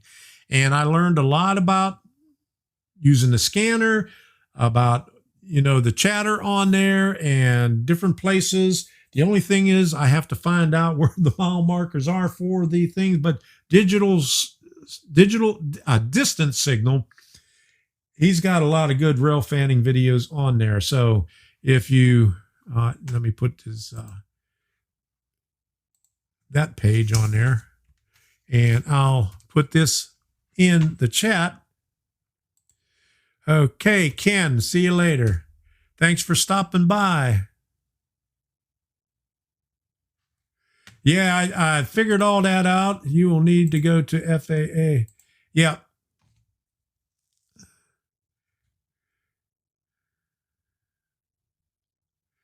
Yeah, I got the FAA's website up there, and I've been reading all that stuff. I've been reading all the rules of the 107. Trying just okay, Jerry Satterell, good deal. Yeah. Danny Harmon is good. Yeah, I watched Danny Harmon too. Yeah, and the thing about who was it? Canada. I watched. I can't remember the guy's name, but I watched a video on him about the drones, and he had this guy. And I feel sorry for the people in Canada because they even for a small hobbyist, if you got, now they have a DJI Mini, which is 249 grams, which falls under the minimum 250 grams for the US. But from what they say in Canada, you could still use that one there. But most, and 250 grams, help me out here, less than there's a little bit over a half a pound. So it's little. They hide it underneath a cell phone. So that's how small it is when it's folded up. But they have to do all the rules. Yeah, the Mini is nice. I've seen that. The only thing is, in Florida, the wind is always blowing. No matter where you are, you got a breeze. So I'd be, kind of weary about that. You live 2 miles from the CN yard. All right. Good deal. I wish I was that close, but unfortunately, I'm not. We're going to have to move to the East Coast or something. Yeah, the Mini, it's nice, but I'm just worried about the wind, because no matter when it is, you always got a breeze. I haven't seen it where there wasn't a breeze. And the closer you get to the coast, the more breeze you get. And even when we was in Clewiston over the weekend, it was pretty breezy over there too. Now I don't know, there wasn't that many clouds. I can't see it on the video.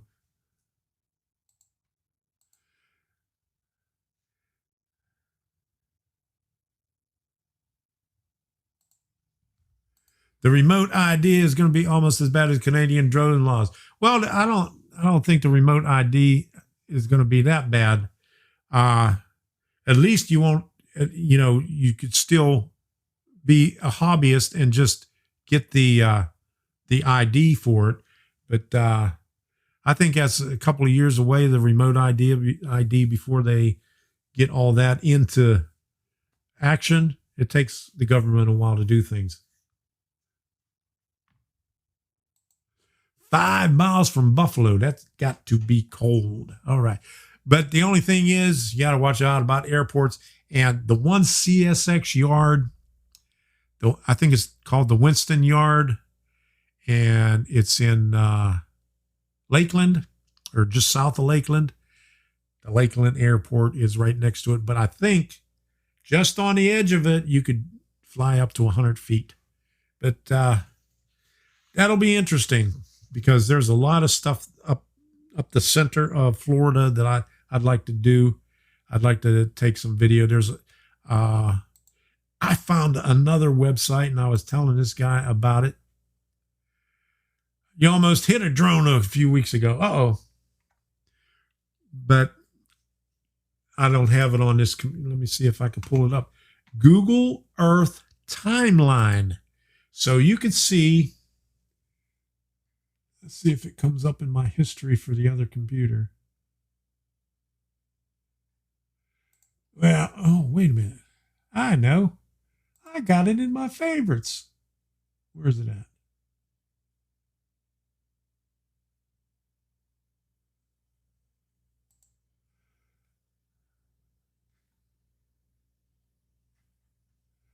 Okay. Trying to look. Night, Dave. Dave, who's Dave? Dave's Trains. Okay, good night, Dave. Thanks for stopping by. Mary Irwin, 490 feet. All right. Just under 500. And they say they give, and they say the reason it's 500, it's really a couple of hundred. They give you a 300-foot leeway in it, not leeway, but the planes that are up above it is like 300 foot. It's complicated. I got a lot of reading to do. You got to worry about clouds. You can't fly 200 foot under the clouds. You have to be lower than that. Yeah, 400 foot above ground level. But if you're close to an airport, then they have 0 and then 100, 200, 300, and then out. So the closer you are to the airport and wherever the planes are, it's lower. But it's a lot to read up on. And then in Central Florida, I have to figure out what it is, because it has restricted areas because of there's an Air Force base that I never even knew about, McGill Air Force Base in the middle of Florida. And it's just, I don't know how big the landing strip is, but pretty close to, to where I want to take all these videos.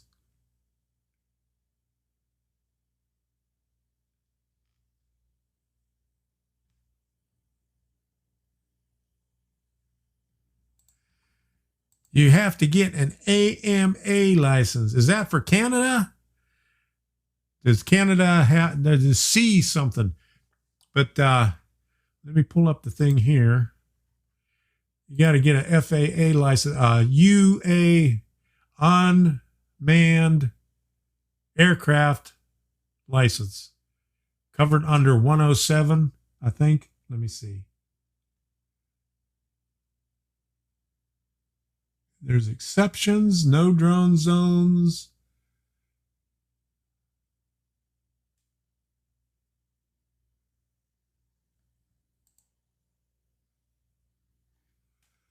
Okay. Here's what I'm talking about. Sky Vector. I was watching these these classes about the 107 test, and this is what you have to be able to. This is what the test is on, and a lot of this stuff I know already, but see these things right here. These are restricted areas, and I have to find out more about it because I haven't got that far in the course thing. This one website, or this one channel has YouTube videos on it, just so, and it just gives you some basic information on it. But you can see there's where's the Air Force Base? It's up right here, MacDill Air Force Base. And where do I want to film? Bartow, right here. This is the last week where I had showed the sugar plant, or not the sugar plant, but the orange plant is like right here, right inside that. So I have to find out what this restricted area is. But anyway, they do weapons training. You was TDY there in 79 for F-15s. Wow. I wish I would have got something like that. I was stuck in Del Rio, Texas at Laughlin Air Force Base for over 3 years. The only place I got TDY was 2 times at Randolph, because even though they had more people there than we had in my shop, they were asking for a manning assist. And then one time we had to go to, where was it? Palmdale, California, at the Northrop plant, because they took the T-38s there. And I think every 1,000 hours they had to pull the wings off and x-ray them. And one time when they put it back up, they messed up the fuel indicator. Fuel indicator uses coax cable all the way back to capacitive reactance sensors in the fuel tanks. And they sent one guy up there, and he spent a week up there. And I think all he did was go out with the guys partying every night, because that's all they did every night. They were there TDY for 90 days. I mean, they're in the Air Force and they had long hair and everything. This is like in 1972. And they were hoping that, once they get their 90 days that they would get their second 90-day TDY. But they sent 3 of us up there, went there and found a problem, looked at it, found the problem in about a half an hour and fixed it. All we had to do was change a piece of coax cable that when they pushed the wing back up, they crimped the coax cable. So we just had to pull that out and replace the coax cable, and it was done. And they sent us up there with no orders. So we had to sit there and wait at the motel for 3 days. And we had a staff car from Edwards Air Force Base. They flew us in there on a little T-39. That's a small jet, about a 12-passenger jet. And we had to wait there for like 3 days till we got our orders. And then when they sent us back first class. Hughes Air West. I'm sitting there looking out the window, and there's this prop right there. I'm going, whoa. That's the first time I was on a prop job. So I was worried about that. And they flew us over the mountain into LAX, and then we got a plane from LAX to San Antonio. First class, had filet mignon and champagne on the way back to San Antonio. So that wasn't too bad.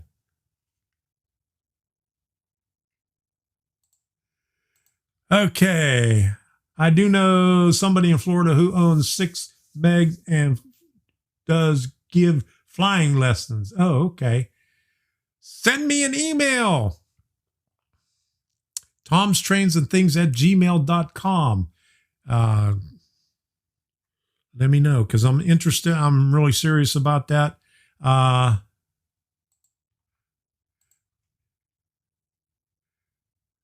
No airfields or parks or homes not allowed to fly. Yeah, the same thing. No, can't fly over people, can't fly over streets, can't fly over, what else?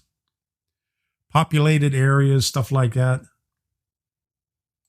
Yeah, that's what I'm more. That's what I wanted to deliver the pizza. Yeah, there we go. Yeah, I heard about shooting them down. I think somebody was trying to throw rocks at one because it was hovering over by somebody's window.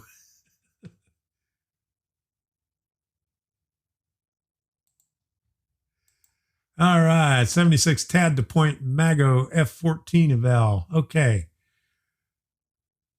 All right. Are you still a flight instructor? I can help you out. Okay, thank you very much. I really appreciate it. I'll, let me see. Send me an email so I know your email so I can get in contact with you so we could touch base with that. Target practice. Okay, there you go. Instead of skeet shooting, go drone shooting. Okay, it's about time to wrap this up. I already did wrap the thing up already. It's been 2 hours. And if you count the 5-minute introduction with the music in it, that's a little bit longer. So, and I know Debbie's over there. She's probably cussing me out. So, John, thank you. Get in contact me, Mary. I really appreciate all the help. If you can give me some help with that, I'd really appreciate it. I'm serious about this. I just got to get some money to get the drone. And once I figure out you got to get a 70% on the test. So that's the part that I'm worried about. So thank you all for stopping by. I really appreciate it. And we'll see you next time. And don't forget, email me so I can get in contact with you about the thing. And where's the end button here? Okay, I got my finger on the end button. We're going to end this right now. Good night, everybody. I'll see you next Monday. We'll probably have that contest next Monday. Hopefully, I'll be either close to or hit that 15,000 subscriber milestone. And it's like a double milestone because earlier this week I hit 450 uploads. And the same day I did that, Roy Hardwick put a thing on there that he had 1,500 uploads. So we hit it on the same day. So good night, everybody. Thanks for stopping by. And until the next time, we'll see you. It's likely the light of mine will burn out. Mountains where I spent my rambling years. I paid my sins from the poor traveling days. Oh Lord, please can't you hear my prayers? So I rode my body up the mountain to a place where I can sit my rocking chair. I rode my body up the mountain, and I'm never going back again, I swear. Likely the son of mine will be found in the mountains where I'm born and raised. I paid my duty as the sunny side cutie. Oh Lord, hear the sorrow in my heart. So I rode my body up the mountain to a place where I can sit my rocking chair. I rode my body up the mountain, and I'm never going back again, I swear.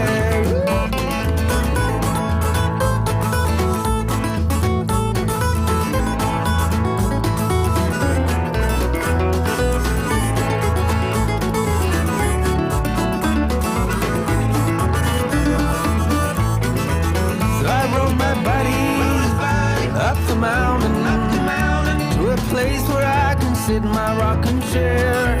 I rode my buddy up the mountain, and I'm never going back again, I swear.